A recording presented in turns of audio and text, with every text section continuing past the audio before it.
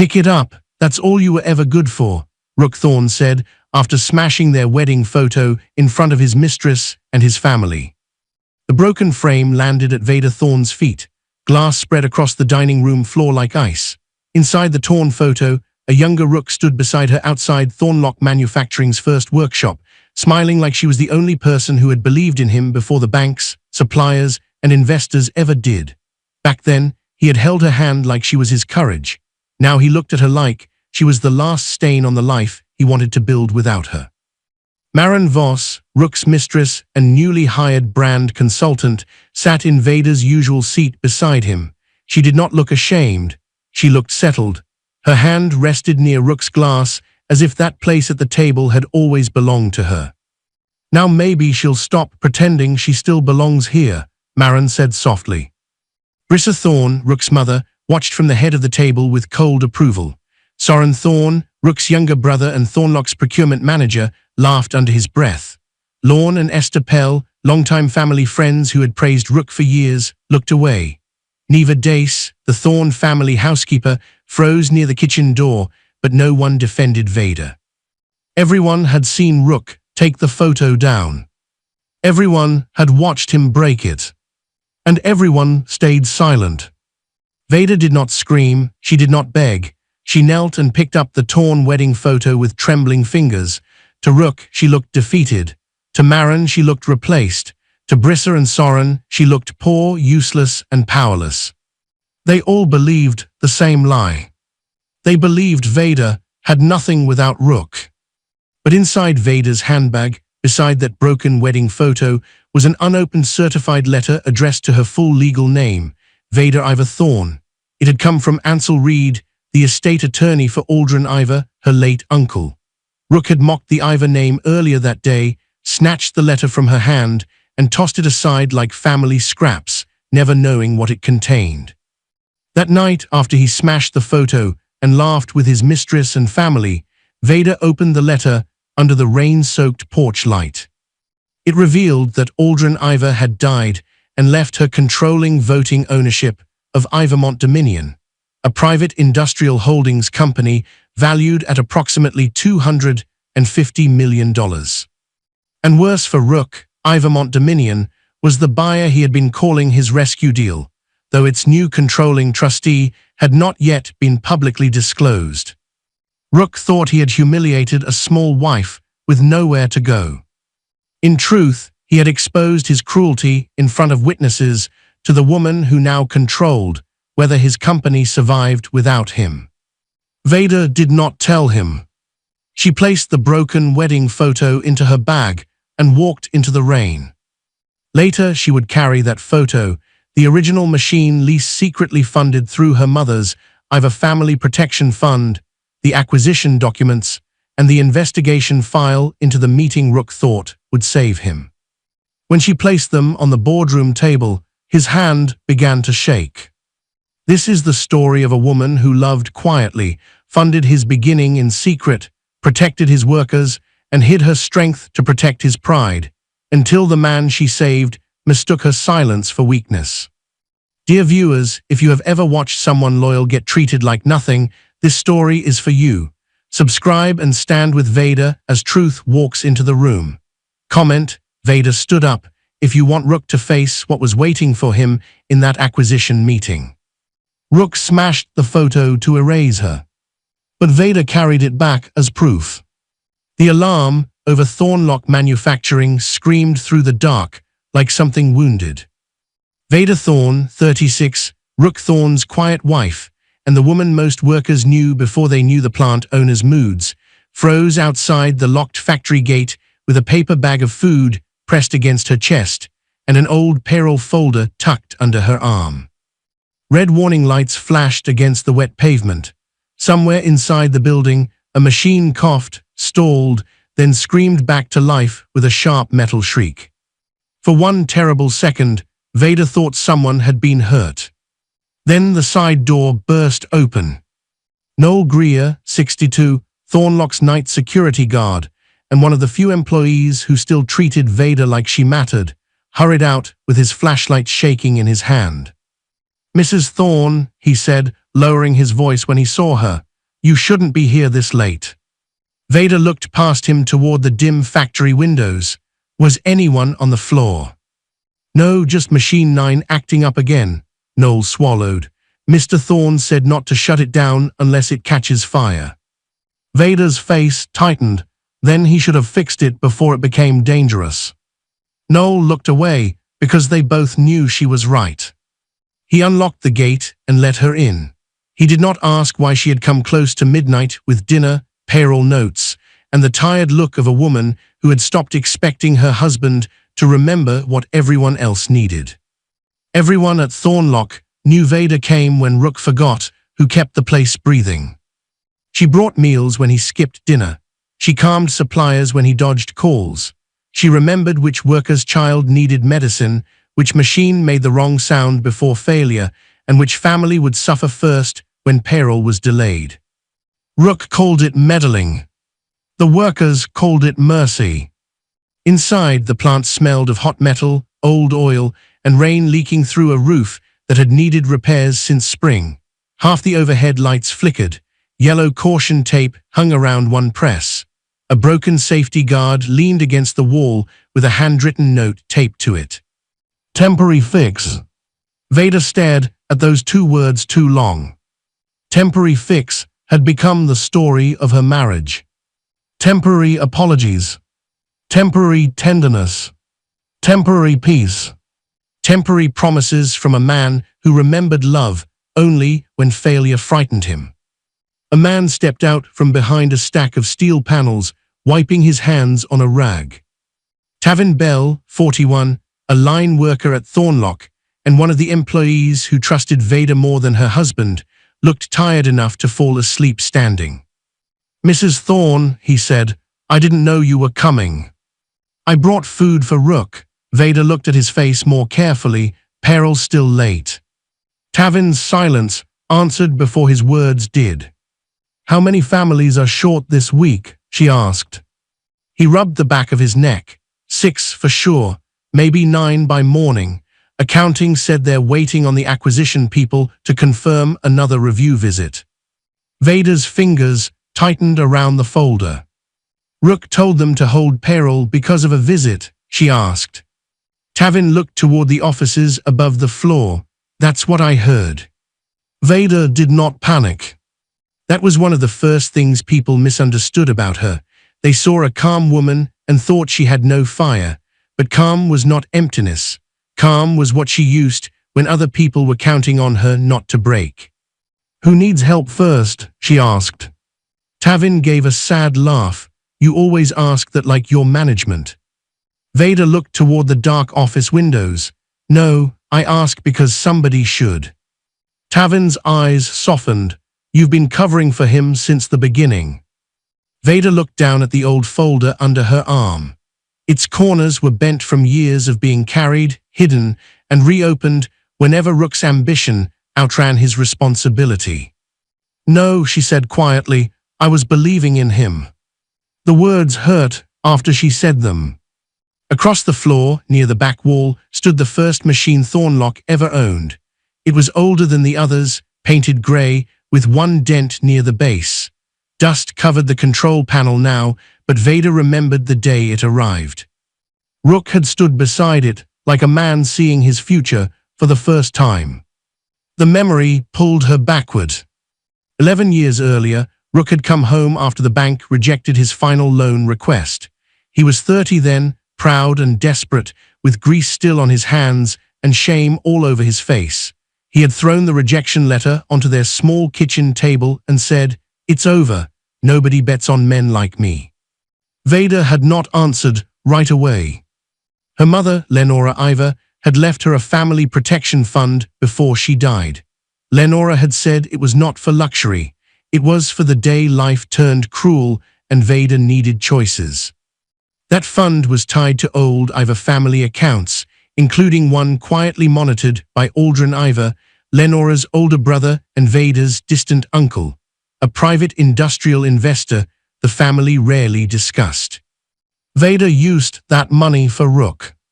She did not hand it to him directly. She knew his pride would refuse it, then resent her for offering it. So she worked through an Iver family bridge account and told him a private investor had extended a short-term note for the first machine lease. Rook believed someone powerful had finally seen greatness in him. Vader let him believe it. She never told him the truth, because back then his pride was thin as glass, and she loved him too much to tap it and hear it crack. That was the first secret she kept for him. It would not be the last. A loud laugh snapped her back to the present. It came from the office hallway. Vader turned. Rook Thorne, 39, owner of Thornlock Manufacturing and Vader's husband of 11 years, stood behind the half-open glass door of his office. He was tall, sharp-jawed, and dressed too well for a man whose workers were waiting on wages. His tie was loose. His sleeves were rolled up. He was not alone. A woman's pale coat hung over the back of his chair. A coffee cup sat on his desk with a red lipstick mark on the rim. Vader stepped closer before she could stop herself.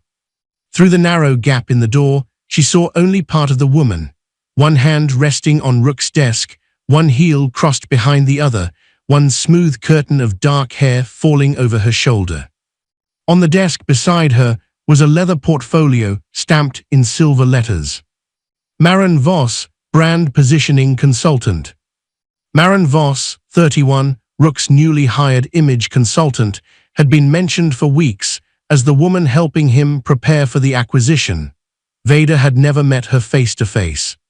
Now Maren laughed softly and moved close enough that Rook did not step back. "Once the acquisition closes," Maren said, "you won't need to keep pretending she belongs here." Vader stopped breathing. Rook's voice came lower, colder. "After this deal, Vader becomes a memory." The paper bag in Vader's hand bent under her grip. She wanted to push the door open. She wanted to ask how long he had been turning her into a memory while she was still bringing him dinner, but she had only seen pieces: a coat, a cup, a woman too close, words cruel enough to wound, but not enough to reveal the whole shape of the betrayal. So she stepped back. Because Vader had spent years learning that Rook could twist anything she did while angry. At the gate, Noel was waiting with an envelope in his hand. "Almost forgot," he said. "Certified letter came earlier. Office mail was stacked everywhere, so I held this aside. It's addressed to you." "The daytime clerk signed for it before she left," Noel added. "When I saw your name on it, I didn't want it buried under Rook's invoices." Vader took it. The envelope was thick, cream-colored, formal.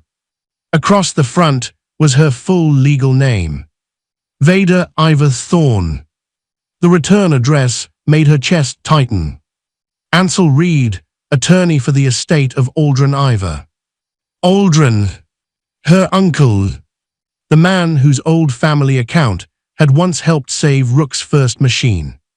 The man she had not heard from in years. Vader slid one finger beneath the flap. Before she could open it, a voice cut through the dark behind her. "What are you doing with my mail?" Rook stood near the factory door, his face half covered by shadow. And in Vader's hand, the unopened letter suddenly felt less like paper and more like a door someone had been trying to open before it was too late. Rook crossed the wet factory yard so fast that Vader barely had time to fold her fingers around the envelope. "What are you doing with my mail?" he demanded. Vader held the letter close to her chest. "It is addressed to me." Rook stopped in front of her, his shadow cutting across the red alarm light still flashing above the side door. His eyes dropped to the name printed across the envelope. Vader Iver Thorne. His mouth twisted. "Still getting little family letters," he said. "I thought the Ivers ran out of money years ago." The words landed harder than he knew. Vader's fingers tightened around the envelope, not because she knew what it contained, but because she knew the name on it belonged to a part of her life Rook had always dismissed. The Iver name came from her mother's side. It carried old money, old silence, old pain, and one secret Rook had never been humble enough to learn. Give it back when you are done mocking it, she said. Rook snatched the envelope from her hand before she could stop him. Rook! He turned it over, saw the return address, and gave a short laugh. Attorney for the estate of Aldrin Ivor. What did some forgotten uncle leave you? A cracked clock, a box of unpaid taxes. Vader stared at him. That is not funny. No, he said. What is not funny is my wife creeping around my plant at midnight like she has authority here. Behind them, the factory groaned as Machine 9 finally powered down. The silence that followed felt too heavy. It made every cruel word sound clearer. Rook walked back inside with the envelope in his hand. Vader followed him through the side door, past Noel, past the flickering lights, past Tavin, who looked up from the work table and immediately sensed trouble. Rook slapped the envelope onto his office desk like it was trash. There, he said, your family mystery can wait. I have real problems. Vader stepped into the office doorway. The lipstick-marked cup was still on his desk. The pale coat was gone now, but the perfume remained, soft and expensive, hanging in the air like proof Rook had not bothered to hide. Who was she? Vader asked. Rook's face hardened. Don't start. I heard her. You heard a business conversation. She said, I did not belong here. Rook moved around the desk and straightened a stack of folders, as if paper could make him look innocent. Maybe because you keep acting like this plant is your living room. Vader looked through the glass wall toward the factory floor. Tavin was pretending not to listen, but his shoulders were stiff. He had heard enough. Rook opened the office door wider and called out, Tavin. Tavin came slowly, wiping grease from his hands. Tell me something, Rook said. When peril hiccups, who do you report to? Tavin glanced at Vader, then back at him. Accounting, sir. Not my wife, Rook said. Don't run to her every time something feels hard. She is not management. Tavin's jaw tightened. He knew Vader had brought grocery cards to workers when peril was late. He knew she had called suppliers when Rook ignored them. He knew she remembered names Rook forgot. But Tavin only said, understood. Vader did not defend herself. Not because Rook was right. Not because she had nothing to say. She stayed quiet because some truths were wasted on people who only wanted to win the room. Rook turned back to her. You see, this is what I mean. You insert yourself and everyone gets confused. No, Vader said softly. They come to me because I listen. That is not leadership. For a moment, Vader looked at the old framed photo on his office shelf. It showed Rook standing beside the first machine he ever leased. He had smiled that day like the world had finally opened a door for him. He still did not know who had quietly paid for the key. The memory rose before she could stop it. Years ago, he had sat at their kitchen table after the bank rejected him. His hands shook as he held the letter. He said nobody believed in him.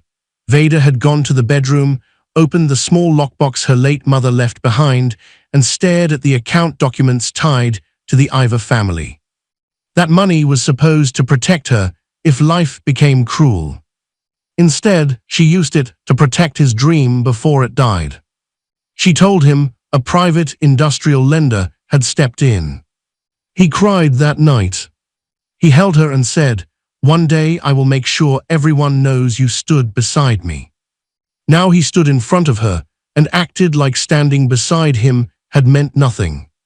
A sharp knock came at the office door. Before Rook answered, Marin stepped in. Marin Voss wore the pale coat Vader had seen on Rook's chair. Her dark hair was smooth, her lipstick was exact, and her smile had the practiced confidence of a woman walking into another woman's pain with permission. Rook's expression changed at once. Softer, prouder, almost relieved. Marin, he said, this is Vader. Marin gave Vader a slow look from her damp shoes to the folder under her arm. Of course, Rook speaks so highly of how loyal you are. The word loyal sounded smaller in her mouth. Vader met her eyes, And you are? Maren Voss, she said, brand positioning consultant. I know, Vader said. I saw your name on the portfolio. Maren's smile did not break. Then you know I am helping Rook prepare for the acquisition. Men under pressure need the right presence around them. Vader's voice stayed calm. And what kind of presence is that?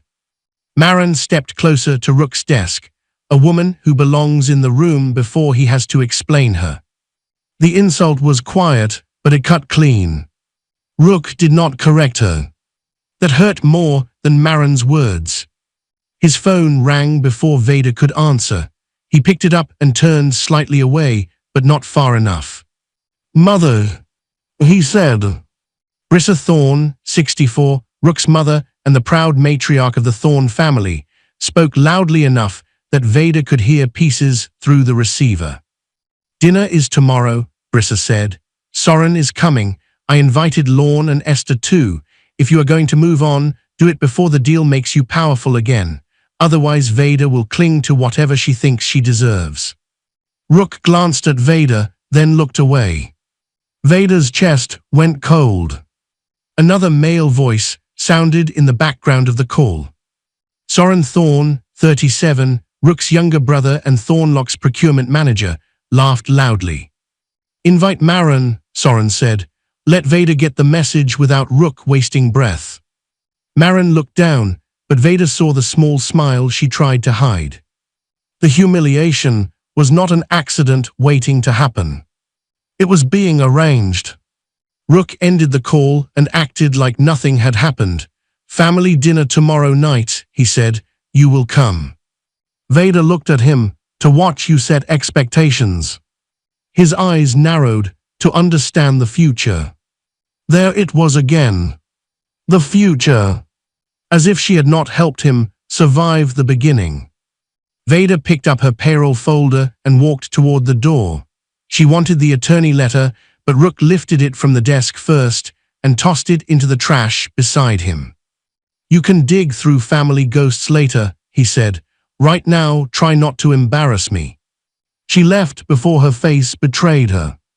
That night, when the plant grew quieter and Rook stepped out to take another call, Vader returned to his office.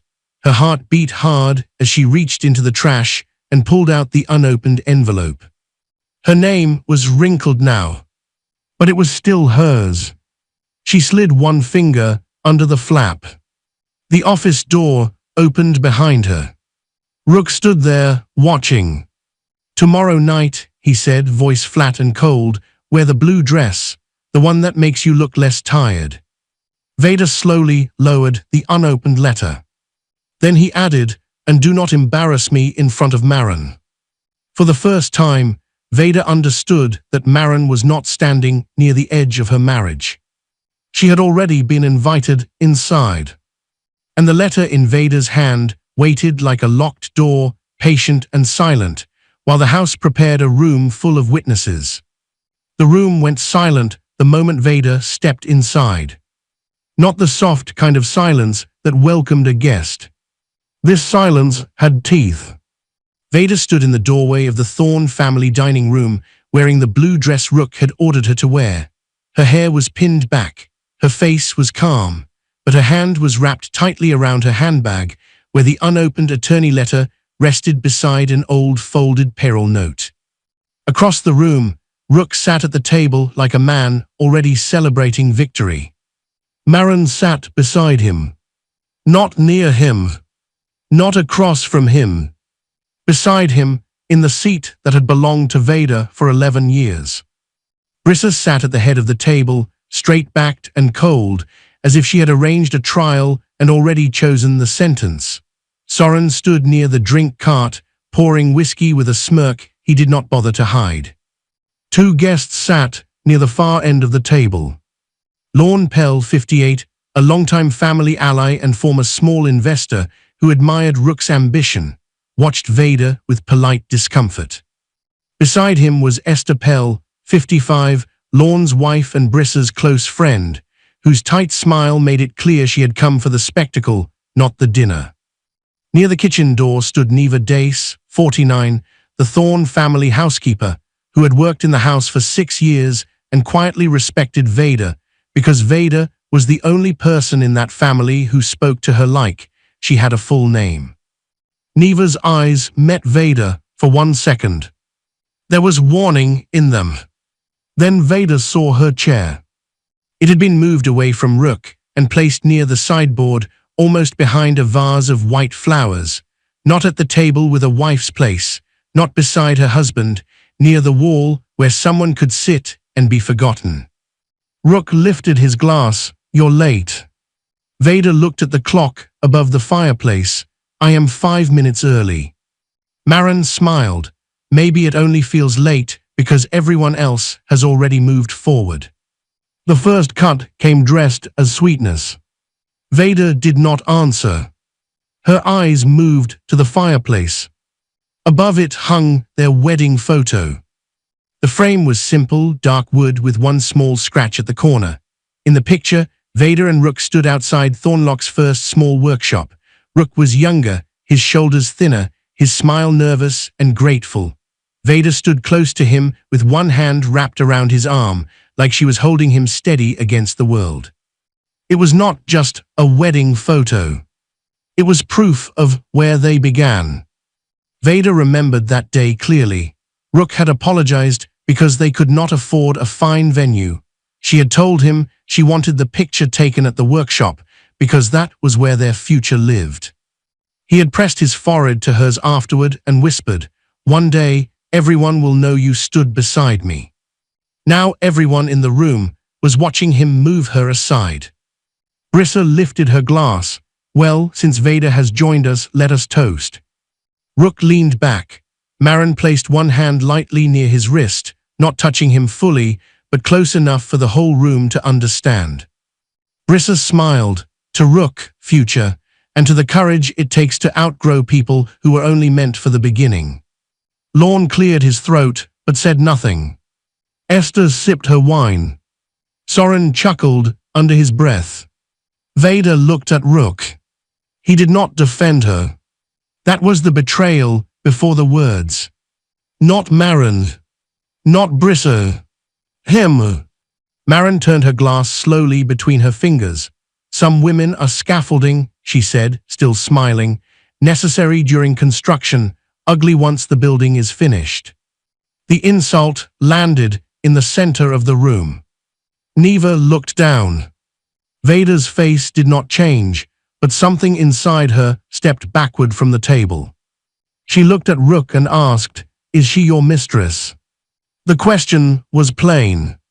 No shaking. No drama. Just truth asking to be named. Rook jaw tightened. Marin's smile faded only a little. Brissa said, "Vader, don't be vulgar." Vader kept her eyes on Rook. "Answer me." Rook took his time. That was his cruelty. He wanted every second to make her smaller. Finally, he said, "Marin understands the man I'm becoming. You keep dragging me back to the man who needed help." He did not deny the affair. He did something worse. He named Marin as his future while Vader was still standing in the room as his wife. Vader's throat tightened. The man who needed help. He said it like that man had been shameful, like the early years were dirt on his shoes, like the nights she stayed awake with him over bills, the lunches she packed, the supplier calls she made, and the money she quietly moved through old Ivor accounts were weights he had survived instead of love he had received. She spoke softly, "You did need help." Rook laughed. It was not loud, but it was cruel enough to make the room lean in. "And you think you gave it?" he said. "You packed lunches and kept receipts. Don't confuse chores with building a company." For a moment, the truth rose to her tongue. The first machine lease. The Ivor family bridge fund. The night he cried because he thought an investor had saved him. The fact that the investor had been her. She could have said it. She could have opened the wound and let the room see what his pride owed her.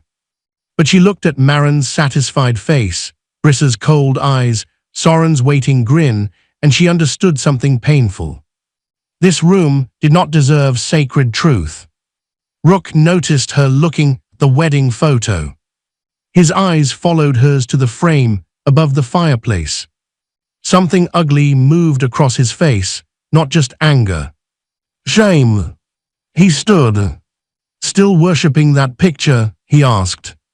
Vader's body went still. Rook. He walked to the fireplace. Don't touch that, she said. Marin rose from her chair and stood beside him, close enough that her perfume reached Vader before her words did. Brissa leaned back. Maybe it is time old symbols came down. Rook took the photo from the wall.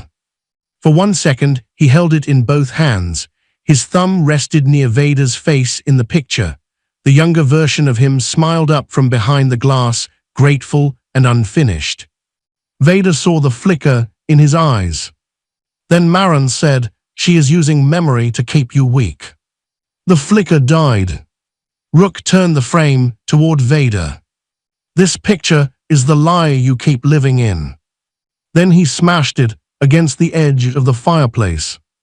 The crack split the room. Glass burst across the floor. The frame broke at one corner. The photo slid out halfway, torn through Vader's face. No one moved. Neva covered her mouth. Marin whispered, "Now maybe she'll stop pretending."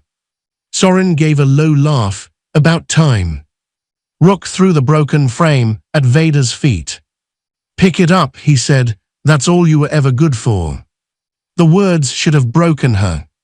Instead, they emptied the room of the last version of him she had been protecting. Vader knelt slowly. Neva stepped forward, but Vader lifted one hand gently, stopping her. This was not Neva's burden. This was not any servant's mess to clean. This was the exact shape of Vader's marriage.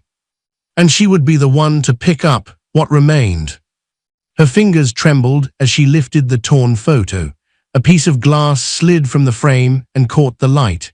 The crack ran across her younger face, but Rook's face in the picture was almost untouched. That felt honest. Rook folded his arms, still collecting scraps. Vader looked up at him. "No," she said, "I'm remembering the exact moment I stopped protecting you." For the first time all night, Rook did not answer quickly. Vader placed the broken photo into her handbag. It slid beside the unopened attorney letter. The past and the unknown touched in the dark. Then she stood, turned from the table, and walked toward the front door. Rook called after her, "You'll come back. You have nowhere else to go." Rain struck the porch hard when she stepped outside. Her breath shook once, but she did not cry. Not yet. Under the porch light, with laughter still floating from inside the house, Vader reached into her bag and pulled out the attorney envelope. The edge was wrinkled from Rook's hand. Her name was still clear. She tore it open. Inside was a formal letter. The first line made the world stop. "Mrs. Vader Ivor Thorne, your uncle Aldrin Ivor has died, and you are hereby named controlling voting trustee and primary beneficiary of Ivermont Dominion Holdings Trust." Vader stopped breathing.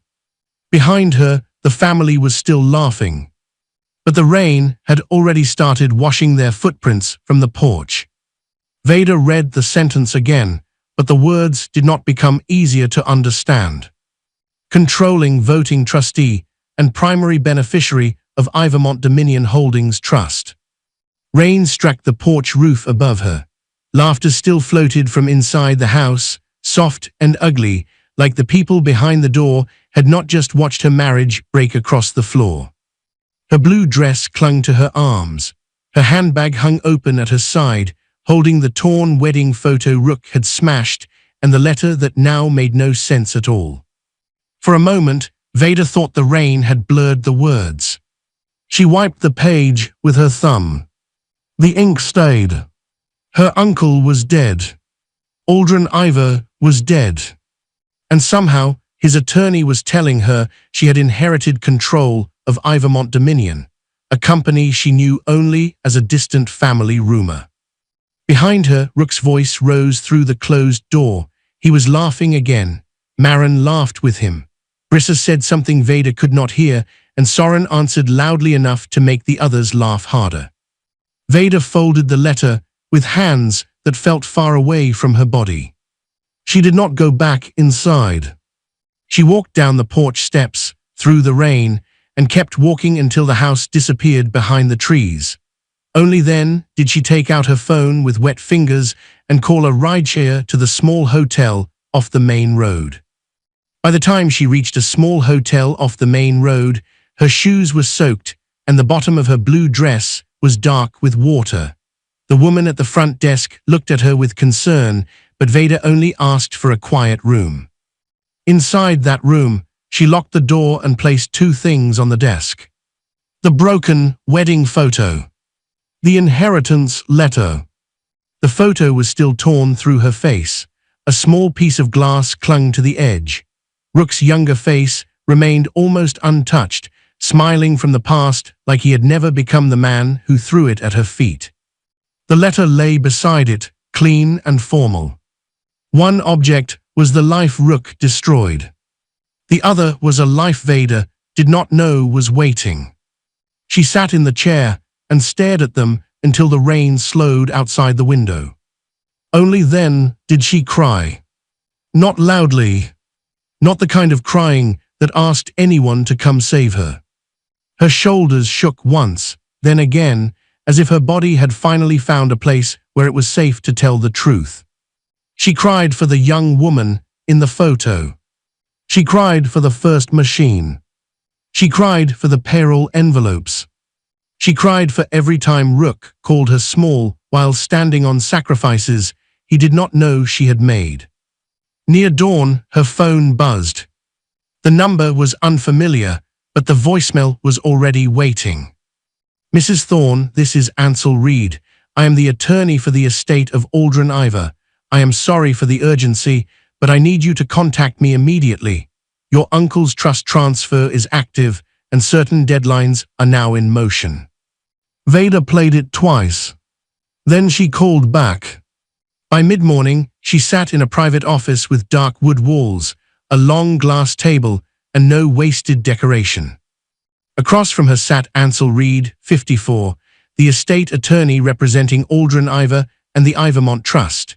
He was calm, silver-haired, and careful with every word, as if he knew one wrong sentence could break a person already holding too much. Mrs. Thorne, he said gently, I am sorry for your loss.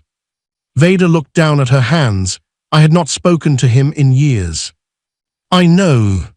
Then why am I here? Ansel opened a thick folder. Because Aldrin Iver named you controlling beneficiary and voting trustee of Ivermont Dominion. Vader stared at him. I do not know what that means. It means your uncle left you control of his private industrial holdings company. You do not personally run every part of it yet. There is a board, an executive team, and legal trustees, but the controlling voting power now belongs to you. How large? Ansel paused, not for drama, but because he seemed to understand that the number would change the air in the room. Approximately $250 million in combined assets, acquisition capital, industrial properties, operating interests, and investment holdings. Vader did not move. For a second, the room became soundless. Then she gave a small, broken laugh. That cannot be right. It is right. I am Rook Thorne's wife. I balance old receipts. I bring food to workers. You are Vader Iver Thorne, Ansel said softly, and your uncle knew exactly who you were. He slid a sealed letter across the table. Vader looked at Aldrin's handwriting and felt a memory open. Aldrin Iver, 78 when he died, had been her mother's older brother and the founder of Ivermont Dominion. To most of the family, he was distant, wealthy, and impossible to understand. Vader remembered him from childhood as a tall man who spoke little but noticed everything. Her mother, Lenora Iver, had once said Aldrin loved factories more than people because machines were honest when they broke. Lenora had left the Iver family after a bitter dispute years before Vader married Rook. She wanted a simpler life, but before she died, she left Vader the protection fund and told her, "This is not for comfort.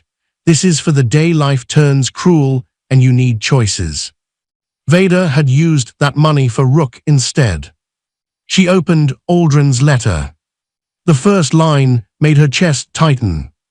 "Vader, your mother left you protection. You used it to protect a man's dream. I noticed."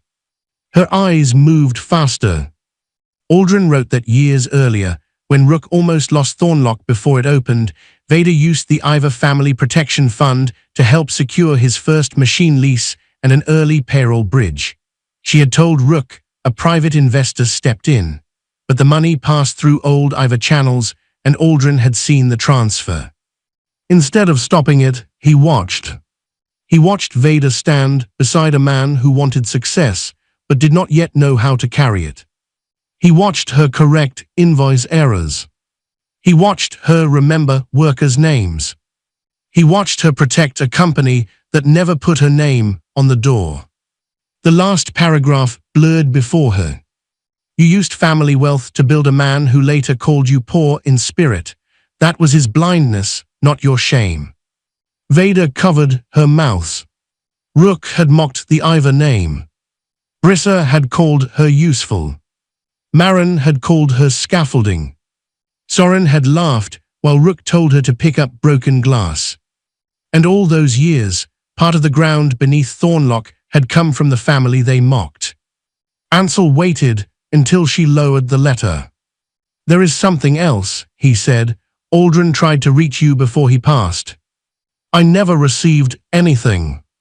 We sent notices to your legal name and to the last business contact address connected to you at Thornlock. Several were returned, ignored, or signed for by office staff who never forwarded them. The transfer became legally effective 3 days ago." Vader looked up sharply. 3 days ago. "Yes, before last night." The room tilted. So when Rook smashed their wedding photo, she had already inherited control of the company. She simply had not known it yet. Ansel continued, "That is why we must be careful. Do not tell your husband yet. Your marriage, his company. And Ivermont's pending transactions create a serious conflict issue. Everything must be handled cleanly." Vader's hand moved to her handbag, where the broken photo rested. "Why would Rook matter to Ivermont?" she asked. Ansel's eyes changed. "Not much, but enough. There is something we need to review tomorrow," he said. "It concerns one of Ivermont's pending acquisitions." "Rook knows Ivermont is the buyer," Ansel said. "What he does not know is that control of Ivermont has transferred to you. The buyer is operating through a confidential acquisition subsidiary, but the parent company is Ivermont." Vader slowly opened Aldrin's second envelope. Inside was an old copy of Thornlock Manufacturing's first machine lease. At the bottom, under funding source, was a name Rook had never known. Iver Family Bridge Fund. Vader whispered, "He built his pride on money he mocked." Ansel looked at her carefully. "Mrs. Thorne," he said, "there is more. Ivermont may now be the only thing standing between your husband's plant and total collapse." Vader looked down, the broken wedding photo in her bag. For the first time, the shattered glass looked less like an ending than a warning. Vader saw her husband's company name on the screen, and the room seemed to lose air. Thornlock Manufacturing, Distressed Asset Acquisition Candidate. The words glowed in cold white letters inside Ivermont Dominion's secure board archive. Vader stood still beside the long table, one hand resting on the back of a chair, the other holding her handbag. Inside that bag were the broken wedding photo, the old machine lease, and the letter that had turned her life upside down. For a moment, she could not speak. Ansel watched her carefully. He had warned her there was more, but no warning could prepare her for seeing Thornlock listed like a wounded animal waiting for someone to decide whether it lived. A woman at the end of the table touched a control pad, and more files opened across the screen. Thea Morrow, 46, Ivermont Dominion's board liaison and the executive responsible for organizing acquisition reviews, had a calm face and a voice that did not waste emotion. Vader finally asked, "How bad is it?" Thea looked at the numbers. "Worse than your husband has disclosed." The sentence landed like another piece of glass. More lines appeared. Delayed peril. Unpaid supplier debt. Safety violations. Machines used as collateral twice. Missing repair funds. Personal luxury charges hidden as business expenses. Consulting fees paid to Marin Voss. Procurement irregularities tied to Soren Thorn. Vader read each line slowly, as if speed could change the meaning. It could not. Rook was not just a cheating husband. He was not just cruel. He had been standing in front of workers, promising them strength, while the floor beneath them was cracking. He had been dressing like a man of power while payroll waited. He had been letting Marin sit in his office while safety repairs went unfixed. Ansel said gently, "Ivermont began looking at Thornlock months ago. Your uncle believed the plant itself had value. The workers, the machines, the contracts, the land. But the leadership was becoming dangerous." Vader looked toward him. Aldrin knew. He suspected. He ordered a preliminary review before he died. That review began before you knew anything about the trust transfer, which matters legally. Thea nodded. The acquisition cannot look like your personal retaliation. The record has to show that Thornlock was already under review because of its financial distress and operational risk. Vader looked at the screen. "And was it?" "Yes," Thea said, "before last night, before the letter reached your hands, before anyone in this room knew what Rook did at that dinner." The answer should have comforted her. It did not. It only made the betrayal feel wider. A man entered the archive carrying a slim laptop and a stack of labeled files. Calix Wren, 43, a forensic investigator hired by Ivermont to trace financial records during acquisitions, moved with the careful focus of someone who trusted documents more than people. He nodded to Vader, "Mrs. Thorne." Vader almost corrected him. Not because the name was wrong, but because it suddenly felt heavy. Thorne was the name she had carried beside Rook. Ivor was the name he mocked. And now both names were sitting in the same room, waiting to decide the future of his plant. Calix opened a file. "We cannot complete an acquisition blindly. We need due diligence, financial tracing, witness statements, and internal records. If Ivermont buys Thornlock, we need to know what liabilities are attached and whether the current leadership created avoidable risk." Vader looked down at her handbag. "I have records." Thea lifted her eyes. Vader opened the bag and removed 3 old notebooks. Their covers were worn. The corners were bent. One had a coffee stain from a morning years ago when Rook had knocked over his cup and blamed her for leaving papers on the table. "I kept these because somebody had to remember," Vader said. Calix took the first notebook and began turning pages. His expression changed before he reached the middle. "These dates match supplier complaints," he said. "They should," Vader replied. "I wrote them down when Rook stopped answering calls." Ansel leaned closer. Vader showed them lists of late payroll weeks, machine warnings, repair requests, vendor names, and small notes beside workers' names. Tavin's wife expecting. Noel's blood pressure medication. A welder named Jory needing overtime before rent was due. Dates when Rook promised repairs. Dates when repairs never came. Everyone had laughed at her receipts. Now the receipts had become a map. Calix looked at her with new respect. "Mrs. Thorne, these may help us prove a pattern, but because you are married to Rook, we have to handle them carefully. They can support the timeline, but independent records must confirm them." "Then confirm them," Vader said. Thea looked at Ansel. Ansel nodded once. That was when Vader understood the difference between revenge and power. Revenge wanted Rook to hurt. Power required the truth to stand, even if he denied it. Later that afternoon, Vader returned to Thornlock to collect personal items and observe what she could without exposing herself. Ansel had warned her not to reveal her role in Ivermont. The trust transfer was active, but the acquisition was legally sensitive.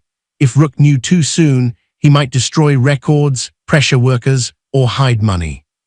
So Vader walked into the plant as the wife he thought he had broken. Rook saw her near the administrative hallway and smiled like a man who had been waiting to enjoy her defeat. "I wondered how long it would take for reality to humble you," he said. Vader looked at him but did not answer. That bothered him more than tears would have. Marin stood inside his office, surrounded by fabric samples, wall color cards, and a polished sketch of what she called the executive image refresh.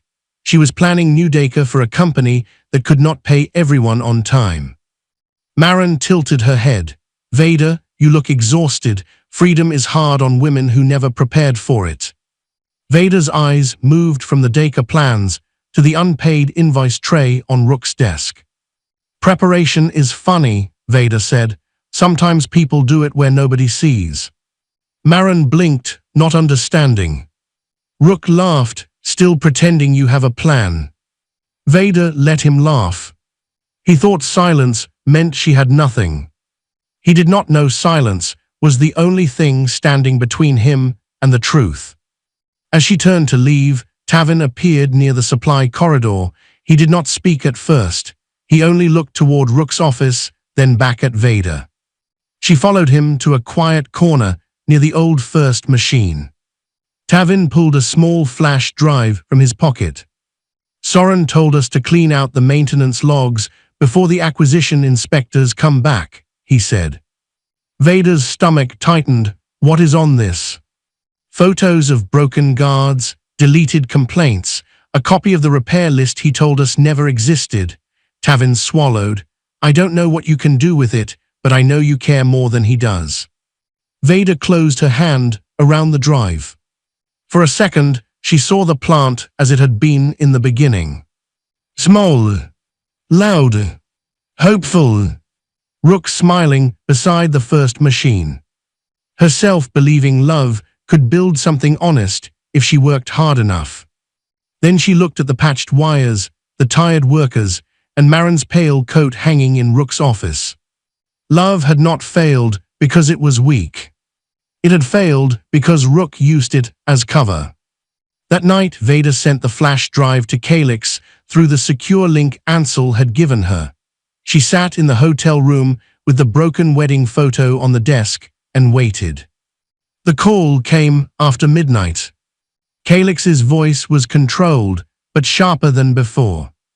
"We found payments to Marin," he said, "but that is not the worst part."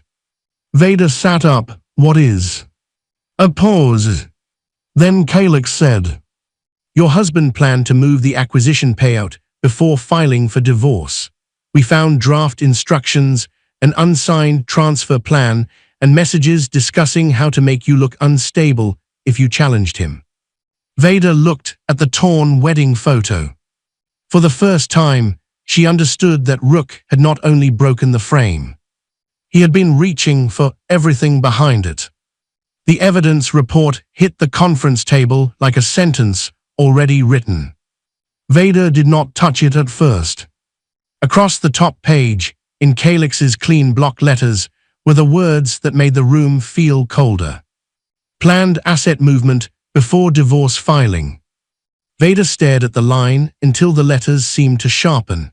Rook had not only planned to replace her with Marin, he had planned to take the acquisition payout, move it beyond her reach, and leave her standing in the wreckage of a marriage he had already stripped for parts. Ansel stood beside the table, silent for a moment. Calyx had his laptop open. Thea waited near the screen with the acquisition files. No one rushed Vader.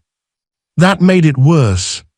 Their quiet told her this was not a misunderstanding. It was a plan. Vader finally sat down. "Tell me what happens now," she said. Ansel opened a folder Now we do this cleanly." The word cleanly mattered. He explained that because Veda was still legally married to Rook, every action had to be separated from anger. She could not use Ivermont Dominion like a weapon simply because Rook had betrayed her. If she wanted the acquisition to hold, if she wanted the workers protected, if she wanted Rook removed without giving him a way to claim revenge, then the law had to be followed exactly. "There will be conflict disclosures," Ansel said. "Independent review. A clean record showing Thornlock was already under acquisition review before you opened the inheritance letter. A clean record showing Rook's removal is based on operational risk, financial irregularities, and verified evidence." Veda looked at the broken wedding photo on the table.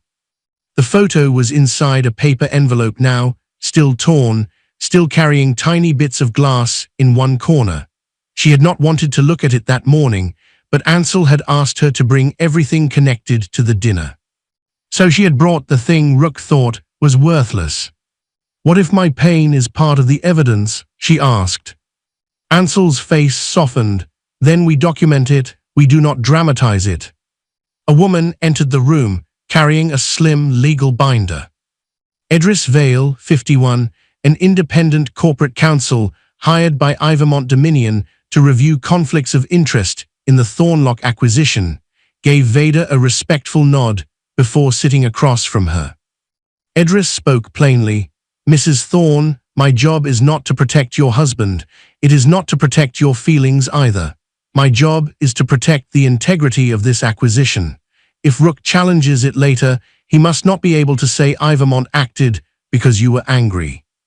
Veda nodded, "Then make it impossible for him to say that." They began. First came the conflict of interest disclosure. Veda signed her full name slowly, feeling the weight of both families inside it. Veda Ivor Thorne. The name Rook mocked. The name Aldrin remembered. Then came the trust control confirmation, proving she had authority to vote Ivermont's controlling shares. Then the acquisition authority documents. Then the investigation authorization. Then one more paper Ansel placed in front of her with special care. Worker Protection Directive. Veda read it twice. It ordered Ivermont's transition team to prioritize delayed wages, safety repairs, employee retention, and supplier stabilization if the acquisition closed.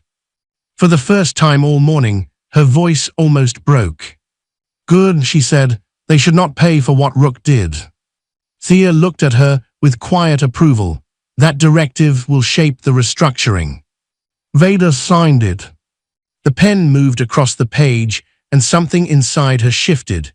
She had walked into the room as a betrayed wife holding broken glass. She was leaving marks on paper as the controlling force behind a company Rook did not even know belonged to her. But power did not feel like joy.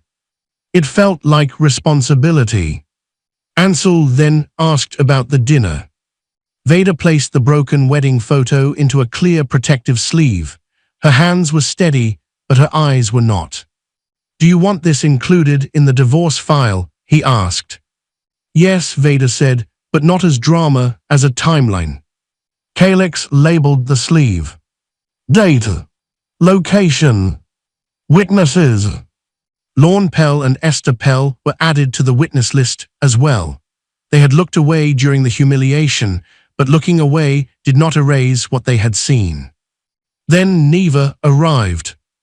Neva Dace, 49, the Thorne family housekeeper who had watched the dinner humiliation from the kitchen doorway, walked into the conference room with her purse clutched in both hands. She looked nervous but determined. Veda stood when she saw her. "You do not have to do this," Veda said softly. Neva shook her head. "Yes, I do." Ansel guided her through a witness statement. Neva confirmed that Marin was present at the dinner. Brissa encouraged Rook when he took the photo down. Soren laughed after the glass broke. Rook threw the frame at Veda's feet and told her to pick it up. Neva's voice trembled only once. When Mrs. Thorne knelt down, she said, she did not look angry. She looked like someone had finally shown her the door out. Vader looked away. That sentence hurt because it was true. After Neva left, Tavin joined by video from a quiet supply room at the plant. Tavin Bell, 41, the line worker who had given Vader the flash drive, confirmed that Soren ordered workers to hide maintenance logs before Ivermont inspectors returned. He also confirmed delayed wages, unsafe machine guards, and repair requests that disappeared from the system. Calix recorded his statement and linked it to the flash drive evidence. Piece by piece, Rook's world became less like power and more like proof. By late afternoon, Thea displayed the revised acquisition plan on the screen. Ivermont would acquire Thornlock's assets, not Rook's pride. The plan was direct. Acquire the valuable machines, contracts, land rights, operating assets, and workforce. Protect jobs where possible. Pay delayed wages after closing. Freeze suspicious executive payments. Remove Rook as operating head. End Soren's procurement authority. Suspend Marin's consulting agreement. Refer questionable transactions for civil recovery or legal review. Restructure Thornlock under Ivermont control. The words were calm. Their effect would be devastating. Vader read the plan in silence. Ansel asked, "Is this what you want?" She thought of the first machine lease, her mother's protection fund, Rook crying with relief when he thought a stranger believed in him. She thought of Lenora's voice from years ago, gentle but firm. Family money is not for pride, it is for rescue, but be careful who you rescue twice. Vader had rescued Rook once. He had used that rescue to build a throne, and then ordered her to sit near the wall. She looked at the worker protection line again. "If I destroy the plant," she said, "I become like him. If I save it without him, I become free." No one spoke for a moment. Then Ansel's phone buzzed. He read the message, and his expression changed. Calix's voice came through on speaker, tight and urgent. "Rook has moved tomorrow's acquisition meeting forward. He thinks he can pressure Ivermont before the audit is complete." Thea straightened. Edris closed her binder. Ansel looked at Vader. "We can delay." Vader looked at the broken wedding photo sealed in its clear sleeve. The crack still ran through her younger face. But now it looked less like damage and more like a line she had crossed. "No," she said, "then I'll attend in person." Outside the window, the evening sky darkened over the city, and somewhere across town, Rook was preparing for a meeting he still believed belonged to him. Every board member stood at once. Rook smiled before he understood why. He stood at the entrance of Ivermont Dominion's main boardroom in a dark tailored suit, his shoulders pulled back, his chin high, and Marin at his side like a prize he wanted everyone to notice. Behind him, Brissa entered with the stiff pride of a woman who expected doors to open for her son. Soren followed, trying to look confident, though his eyes kept moving toward the files stacked on the table. Rook believed this was the morning his life would rise again. He believed Ivermont was about to rescue Thornlock Manufacturing, cover the debts, forgive the delays, and let him walk out as the man who had survived collapse. He believed the acquisition would make him powerful enough to divorce Vader without fear, install Marin in the life Vader once held, and silence every worker who had doubted him. He leaned close to Marin and whispered, "After today, Vader becomes a legal detail." Marin's smile was smooth. "And I become the future." The boardroom doors opened wider. Rook took one step forward, expecting someone to greet him. But no one looked at him. Every person in the room was looking behind him. Rook turned. Vader walked in. She wore a simple dark suit, clean lines, no jewelry except small earrings. Her wedding ring was gone, her hair was pulled back, her face was calm in a way Rook had never understood.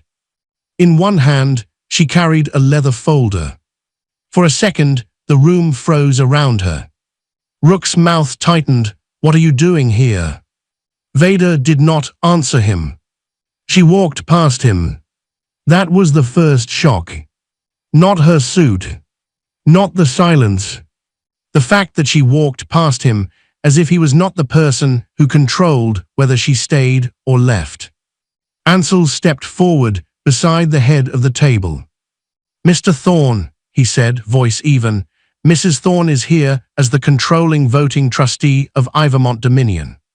Rook laughed. It came out sharp and false. "No," he said, "no, she is not." No one else laughed. Marin's face drained of color so quickly her painted smile looked strange on her mouth. Briss's fingers gripped the back of a chair. Soren looked toward the exit, then back at Calix, who stood beside a screen with a closed laptop and a stack of evidence files. Edris sat near the board chair with a legal binder open in front of her. Tavin sat at the far side of the room as worker representative, his work jacket clean but still marked with faint factory dust. When Tavin saw Vader, his eyes widened, but he did not speak. Vader sat at the head of the table. Rook stared at her like his mind could not place her there. "You expect me to believe this," he said. "This is some kind of stunt." Vader opened the leather folder. One by one, she removed the contents and placed them on the table. First, the acquisition documents. Then, the investigation summary. Then, the old Thornlock machine lease. Last, she removed the broken wedding photo, sealed in a clear protective sleeve. The room became very quiet. Rook recognized it immediately. His face changed before he could stop it. The cracked glass still crossed Vader's younger face. The torn edge still ran through the image like a wound. The frame was gone, but the picture remained. Preserved. Documented. Waiting. Rook's hand moved slightly against his side. Then it trembled. "You brought that here," he said. Vader looked at him. "You broke it in the room where you thought I had no power. I brought it into the room where truth does." Marin looked away. Briss's mouth pressed into a thin line. Soren whispered, "This is insane." "No," Ansel said, "it is documented." He opened the legal file and began laying out the facts with the calm force of a locked door. Aldrin Iver had died. Vader had inherited controlling voting power in Ivermont Dominion through a trust. The transfer became legally effective before the family dinner, though Vader discovered it only afterward because prior notices had been returned, ignored, or mishandled. The acquisition of Thornlock had already been under review before Vader learned of her role. Because of her marriage to Rook, Vader had disclosed the conflict of interest. Independent counsel had reviewed her position. The investigation into Thornlock was based on financial irregularities found during due diligence, not personal revenge. Every sentence took power from Rook. He kept shaking his head, but denial was no longer enough to protect him. Then Calix connected his laptop to the boardroom screen. The first file appeared. Consulting payments, Marin Voss. Marin straightened. Those were legitimate. Calix did not argue. He simply clicked to the next page. Payments marked as brand strategy. Payments during weeks when payroll was delayed. Payments tied to personal travel. One line item connected to a luxury purchase labeled as client hospitality. Tavin's face hardened. Vader saw it, and it hurt more than she expected. The workers had been waiting for wages while Rook had been financing his replacement life. The next file appeared. Procurement irregularities, Soren Thorne. Soren pushed back from the table, careful. Calix continued. Inflated invoices. Machine parts paid for but never installed. Vendor approvals signed by Soren. Maintenance logs deleted before inspection. Photos from Tavin's flash drive appeared beside the missing repair approvals. Brissa turned to Soren. What did you do? Soren snapped, don't start with me, Rook approved everything. Rook's eyes cut toward him. The family that had laughed together 2 nights earlier began to crack in front of witnesses. Calix moved to the next file. Delayed payroll. Unpaid suppliers. Safety complaints. Machines used as collateral twice. Emails showing Rook planned to move the acquisition payout before filing for divorce. Rook slammed his hand on the table. This is a setup. Vader did not flinch. No, she said quietly, a setup is what you arranged at dinner. This is due diligence. The words landed harder because she did not raise her voice. Rook looked at the broken photo, then at the machine lease on the table. What is that? He asked. Vader slid it toward him. The first Thornlock machine lease. I know what it is. Read the funding source. Rook looked down. His face tightened. At the bottom of the document were the words he had never known. Ivor Family Bridge Fund. He stared at them. Vader's voice softened, but not with weakness. You once thought an investor saved your dream. It was my mother's family protection fund. I let you believe someone else believed in you because I thought your pride was worth protecting. No one spoke. Marin looked at Rook with new disgust, not because he had betrayed Vader, but because his legend had become smaller in front of her. Brissa looked as if she had swallowed glass. Rook pushed the document back. You should have told me. Vader's eyes held his. You should have been the kind of man Truth felt safe with. For a moment, his arrogance broke open, and something like fear showed beneath it. Then he reached for the acquisition papers, desperate to regain control. Fine, he said, let's sign and move forward. Ansel placed one hand on the document before Rook could touch it. You misunderstand, he said. Ivermont is buying Thornlock's operating assets. It is not retaining you. Rook's face went still. Vader looked at the man who had told her to pick up the broken pieces. The plant can be saved, she said. You cannot remain in control of it. Outside the boardroom glass, the hallway lights reflected across the table like thin silver bars, and Rook finally saw that the door he had walked through as a king might not open for him the same way again. Rook's chair hit the floor with a crack that made everyone turn. For 1 second, he stood over it like he might flip the whole boardroom table. His face had gone red, but his hands were pale where they gripped the edge of the polished wood. The room he had entered like a king now watched him like a problem being measured. You can't remove me, he said. Thornlock is mine. Vader did not move. The broken wedding photo lay in its clear sleeve before her. The old machine lease sat beside it. The acquisition documents waited under Ansel's hand. Everything on the table was calm, flat, and legal. That made it worse for Rook. There was nothing he could shout at that would shout back. Thornlock's senior lender had already declared technical default, and Rook had signed a rescue term sheet giving Ivermont the right to convert the deal into a controlled asset purchase if due diligence uncovered executive misconduct. Rook had signed it thinking it would save him. Now the same paper was closing around him. Thea stood near the screen and opened the revised acquisition file. The terms have changed due to findings from due diligence, she said. Rook laughed once, but the sound had no strength. Findings, you mean her revenge? Edris looked up from her binder. The findings were reviewed independently. The conflict was disclosed. The evidence was verified. This is not a personal action, Mr. Thorne. Rook turned to the board members. You are going to let my wife steal my company in front of me. Vader finally spoke. No one is stealing Thornlock. You already spent years taking pieces from it. Thea continued before Rook could answer. Ivermont Dominion will proceed with the purchase of Thornlock Manufacturing's valuable operating assets. That includes the production floor, core machinery, land rights, active contracts, repairable supply chain, and skilled workforce. Tavin lowered his eyes for a moment, as if the word workforce meant more to him than all the other words combined. Thea clicked to the next page. Ivermont will not assume personal debts unrelated to plant operations.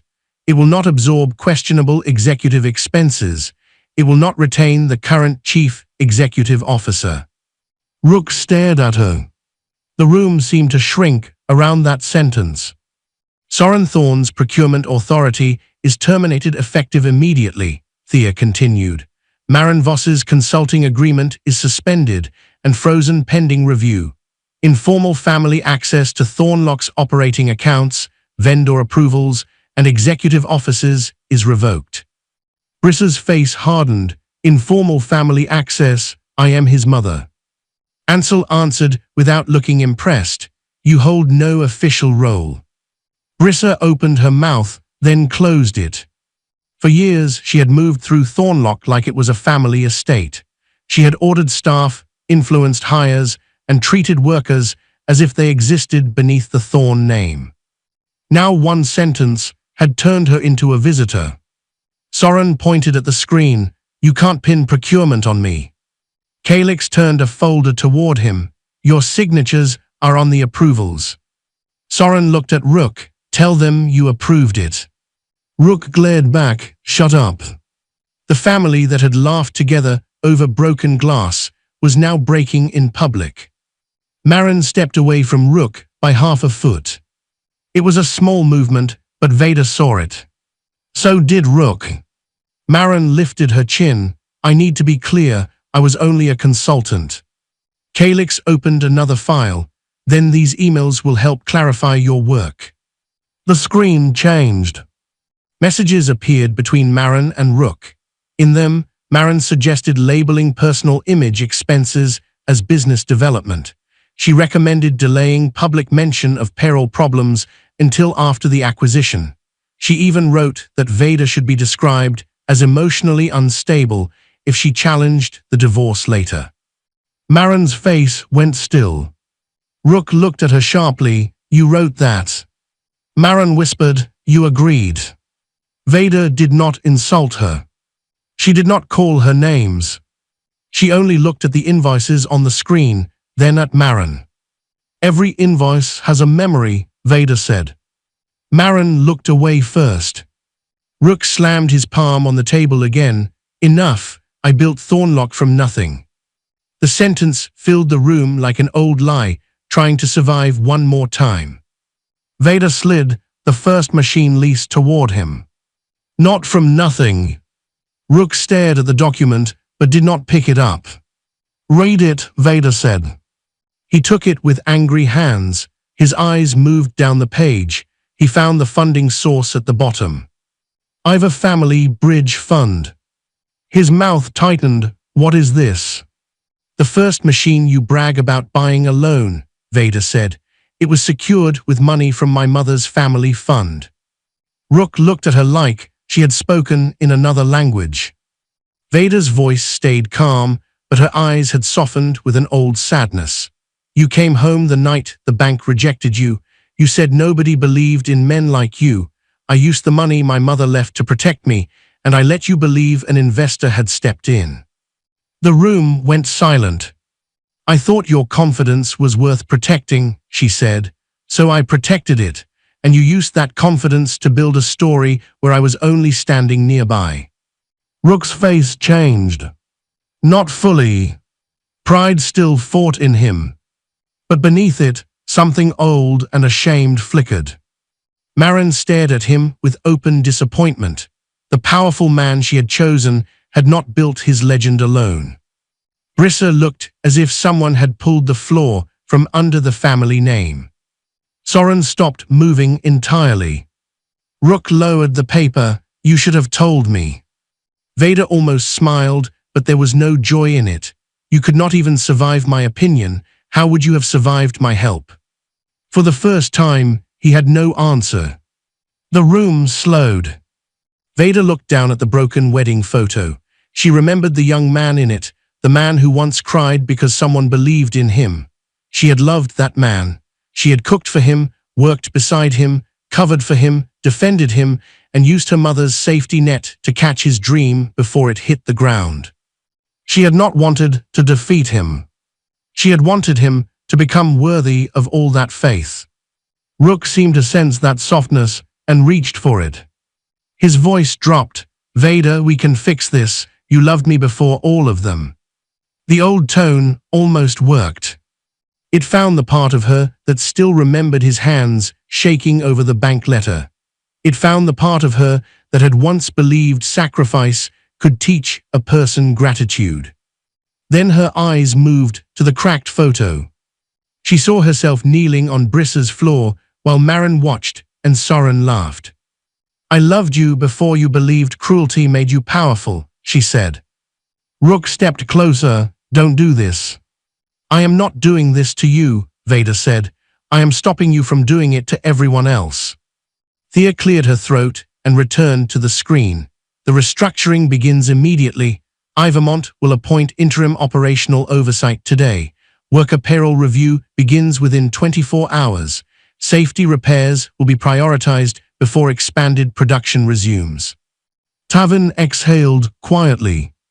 For him, and for every worker waiting outside the glass doors of uncertainty, this was not revenge. It was oxygen. Rook bent down and grabbed his fallen chair, but instead of setting it upright, he shoved it backward. "You can't take my name off my building," he said. Vader looked at him across the table that now belonged to the truth. "You took my name off the story first." No one spoke after that. Outside the boardroom, footsteps gathered near the hall as Ivermont's transition team arrived with sealed boxes, new access badges, and the first paperwork that did not need Rook's permission. Rook's company credit card was declined in front of Marin. The sound was small. Just one short beep from the payment terminal at the hotel restaurant. But to Rook, it sounded louder than the boardroom door closing behind him. He stood at the counter with his jaw tight, one hand still holding the black card he had once used like proof of power. The cashier looked uncomfortable. Marin looked embarrassed. Rook tried another card. Declined. Then another. Declined. Marin stepped back as if failure could spread by standing too close. "This is a mistake," Rook said. But it was not a mistake. Within 2 weeks of the acquisition, Ivermont Dominion had frozen Thornlock's executive accounts, suspended questionable payments, and locked Rook out of every system he once controlled. His office badge no longer worked. His company vehicle had been recalled. His personal guarantees on old loans had come due. Even his divorce attorney had warned him that the public humiliation, the affair, and the financial deception had weakened his position. The man who had planned to erase Vader was now being erased from Thornlock, one access code at a time. At the plant, the change was quieter but deeper. Workers gathered near the payroll office, not cheering, not shouting, just standing in tired silence as the first delayed wages were corrected. Tavin held his pay confirmation in both hands, staring at it like he did not fully trust the number yet. Eldon Price, 57, the owner of a small parts supply company that had served Thornlock for years and was owed months of unpaid invoices, stood beside 2 other suppliers near the reception desk. He looked toward the factory floor and shook his head. "Rook told us the money was coming," Eldon said. "He never said it had already been spent." Tavin looked across the floor where new safety crews were checking Machine 9. "Vader saved this place," he said. One worker asked, "Not Rook?" Tavin's face hardened. "Rook saved his image. Vader saved our jobs." No one clapped. The silence was heavier than applause. It was the sound of people understanding who had really stood between them and ruin. In a temporary office upstairs, Vader sat across from Ansel and Calix as they reviewed the next set of findings. She wore no expression of victory. There was no joy in watching destruction spread, even when people had earned the consequences. Calix placed another file on the desk. "Soren's vendor approvals are worse than we thought," he said. "Several invoices were inflated, some parts were never delivered. His signatures are on the approvals." Vader looked through the pages.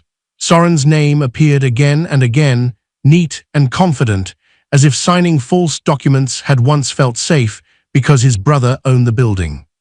"What happens to him?" she asked. "Civil recovery first," Ansel said.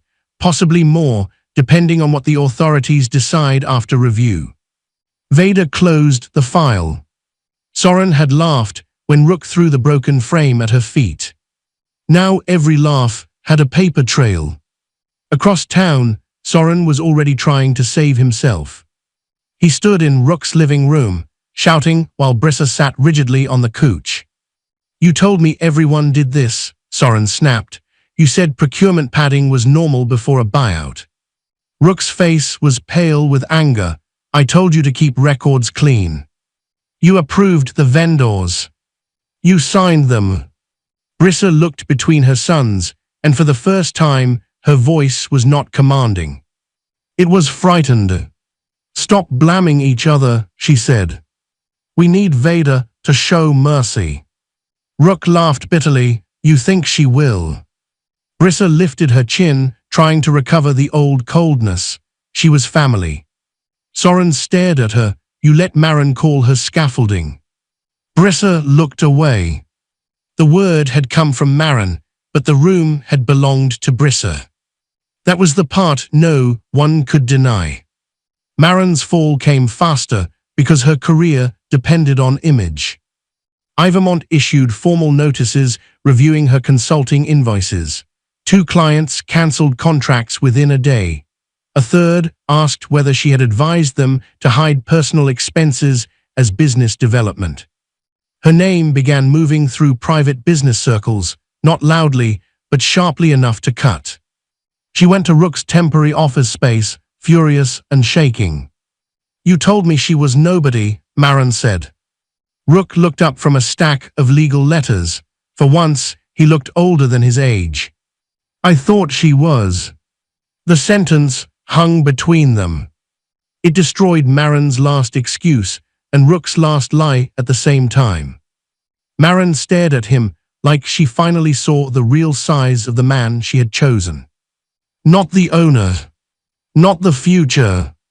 Just a proud man who had mistaken a quiet wife for an empty one. "I left my name on your invoices," she whispered. "You wrote them. You promised me protection." Rook gave a cold laugh. "I can't even protect myself."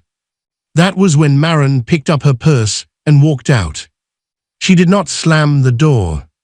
She simply left because she had wanted the powerful man, not the ruined one. Later that day, Brissa came to see Vader at the temporary Ivermont office. She entered without the old confidence, though she still tried to wear it on her face. Vader did not rise. Brissa looked around the office, at the files, the new access badges, and the temporary sign with Vader's name on it. "This has gone far enough," Brissa said. Vader folded her hands. "Has it? Rook is your husband." He remembered that too late. "Soren is family. You remembered family only after cruelty stopped paying." Brissa's lips parted, but no words came. Vader's voice stayed low. "You watched him break our wedding photo. You watched him throw it at my feet. You let Marin sit beside him in my chair. Do not come here asking me to protect the family name you used as a weapon." Brissa looked smaller then. "Not sorry. Just powerless." After she left, Neva arrived with her signed witness statement. She had written everything clearly. Marin was present. Brissa encouraged Rook. Soren laughed. Rook told Vader to pick up the broken frame. Vader read only the first page before setting it down. Thank you, she said. Neva nodded. I should have helped you sooner. You did now. That was enough. By evening, workers began removing the old executive nameplate from Rook's office door. It had once read, Rook Thorne, Chief Executive Officer. Rook stood outside the plant gates, watching through the fence. No one had invited him inside. No one needed him to approve the change. The nameplate came down with 2 screws and 1 quiet pull. Then a temporary sign went up. Ivermont Thornlock Restructuring Office, Vader Ivor Thorne, Controlling Trustee. Rook stared at it. For the first time, he understood that Vader had not only survived him. She had replaced him where it mattered most. And inside the office that used to be his, someone placed the broken wedding photo on the desk, still sealed, still waiting for the final room it would enter. 6 weeks after the acquisition closed, the old Thornlock sign came down just after sunrise. For a moment, every worker on the factory floor stopped moving. The metal letters that had once spelled Thornlock Manufacturing hung from the crane straps, scratched, faded, and heavier than they looked. Years of smoke, rain, pride, and broken promises clung to them. When the final bolt snapped free, the sign swung once in the air, and a low sound moved through the watching crowd. Not a cheer. Not a celebration. A release. Vader stood near the main entrance in a dark coat, watching as the new sign was lifted into place. Ivermont Forge and Fabrication. The letters caught the morning light. The plant was alive. Not perfect. Not healed in one clean miracle. But alive. Machine 9 had new safety guards. The leaking roof had been repaired. Warning tape was gone from the main aisle. Workers wore fresh badges. Suppliers had begun delivering again. The payroll office no longer felt like a place where people whispered bad news. The old fear in the building had not vanished completely. But it no longer ruled the air. Tavin stood beside Vader, holding a production report in one hand. First full run finished ahead of schedule, he said. Vader looked through the glass wall toward the floor. Men and women who had once waited for delayed wages were now working under bright lights, on machines that no longer sounded like they were begging to stop. Any safety holds? She asked. None. Any peril issues? Tavin almost smiled. Not anymore. That answer settled somewhere deep in her chest. For years, Vader had measured Thornlock by what was almost falling apart. Which worker was almost unpaid? Which machine was almost dangerous? Which bill was almost late enough to shut something down? Now she was learning to measure it by what had been saved. Neva entered from the administration hallway carrying a stack of worker files. She no longer wore the plain black uniform from Brissa's house. She now worked in the plant office, where her careful memory and steady manner made her better at handling people than half the executives Rook used to impress. These are the emergency fund applications, Neva said, and the scholarship forms are ready. Vader took the files. The emergency fund bore Lenora Ivor's name. The training scholarship bore Aldrin Ivor's name. Her mother's money had once rescued one man's dream in secret. Now it would rescue workers openly. Her uncle's company had once watched from a distance. Now it would train people who had been ignored by the family that claimed to own everything. Vader walked into her office. It was not large. She had refused the old oversized executive suite Rook once used like a throne. Her office had a clear view of the floor, a simple desk, and 2 framed items placed side by side. One was the original first machine lease. At the bottom, the funding source still read, Ivor Family Bridge Fund. The second frame held the broken wedding photo. She had not repaired it. The crack still crossed her younger face. The torn line still showed where the glass had split the picture. Rook's younger smile still looked untouched, almost innocent, almost impossible to connect to the man he became. Vader kept it that way because she no longer needed to pretend the marriage had been whole. Ansel stood near the door with a final folder in his hand. "The restructuring approval is ready," he said. Vader took the pen. For a second, she looked at the broken photo. The young woman in that picture had believed love meant standing beside someone, no matter how heavy he became. The woman holding the pen now understood something different. Love did not require her to kneel forever. She signed. The plant outside the window kept moving. That afternoon, Rook came to the gate. He looked thinner, not physically, but somehow reduced. His suit was expensive, but it no longer made him look powerful. It made him look like a man dressed for a version of his life that no longer existed. Noel stood at the security booth and did not open the gate. "I need to speak with my wife," Rook said. Noel looked at him carefully. "Mrs. Thorne is in a meeting." Rook's mouth tightened at the respect in Noel's voice. "Mrs. Thorne. Not Vader. Not your wife. Not the woman he could summon. Mrs. Thorne." Rook waited near the fence until Vader came out. She did not come alone. Ansel stood a few steps behind her, not as protection from danger, but as protection from confusion. Rook had used private conversations to twist truth for too long. There would be no more unwitnessed rooms. Vader stopped on the other side of the gate. Rook looked at her for a long moment. "I saw the sign," he said. "I know. You changed the name. I changed the ownership." He swallowed. "That place was my life."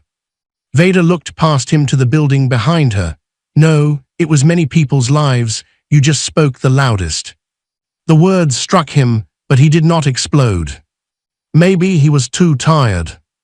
Maybe the loss had finally taught him what shouting could not recover. "I was wrong," he said.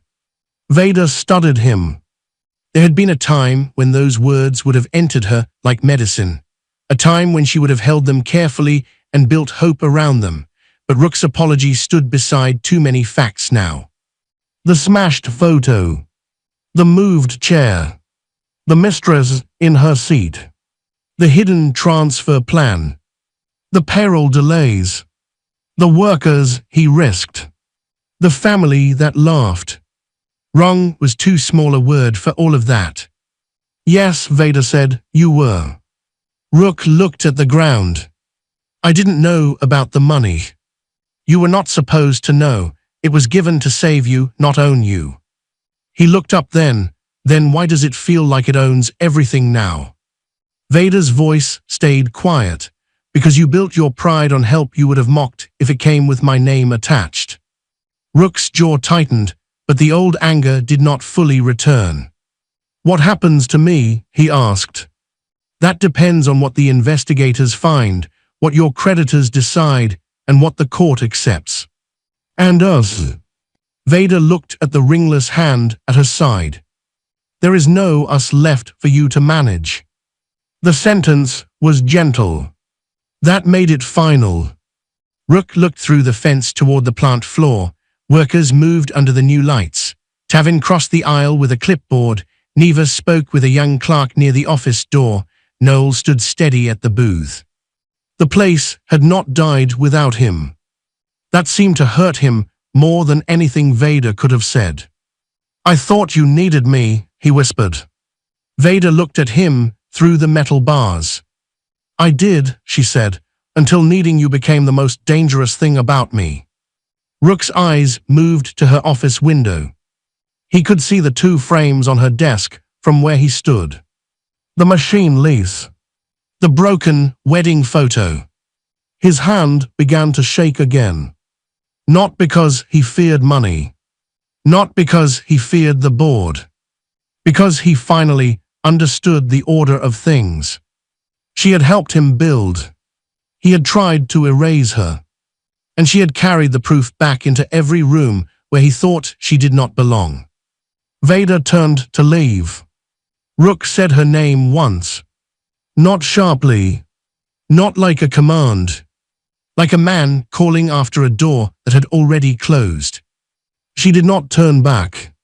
Inside the plant, the first full shipment under Ivermont Forge and Fabrication rolled toward the loading bay. The workers watched it move, not because it was dramatic, but because it was real. The plant had survived. The workers had survived. Vader had survived. And the photo Rook smashed to erase her now sat framed in her office, not as a wound, but as evidence.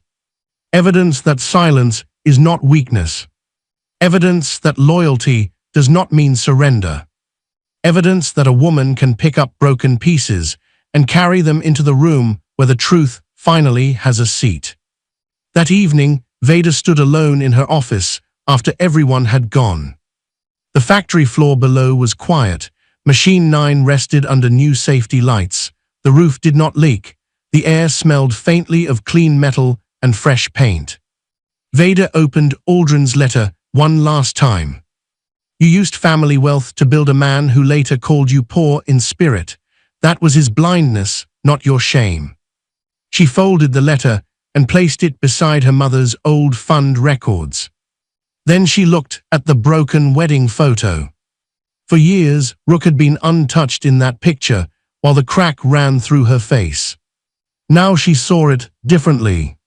The crack was not where she ended. It was where the lie opened. Vader turned off the office light and stepped into the hallway. Behind her, the two frames remained on the desk. The lease that proved she had built. The photo that proved he had broken.